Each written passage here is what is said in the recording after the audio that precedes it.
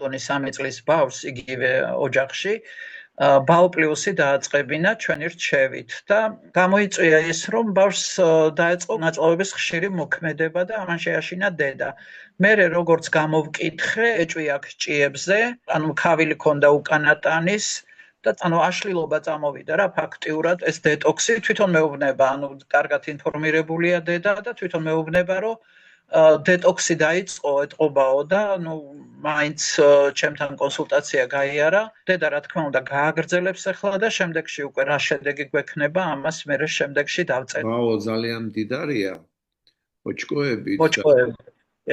რამდენი შემთხვევა ქონდა ჰელმინთების წინააღმდეგ, ჭიების საწინააღმდეგო რა კაი ეფექტი აქვს ამ პროდუქტს და როდესაც მე ბაქოში ვმუშაობდი ამ პროდუქტით მეუნებოდნენ გძეეტა ვაშ გრუზინსკი პარაშოკ ადგლისტოვო, ანუ სად არის ეს თქვენი ქართული ფხვნილი ჭიების საწინააღმდეგო. რა ხარ მე ქართველი ვიყავი, ქართულ ფხვნილს ეძახოდნენ. აი ეს იქ ძალიან გავრცელებულია აზერბაიჯანში, ყოველ შემთხვევაში მაშინ ასე იყო, ხა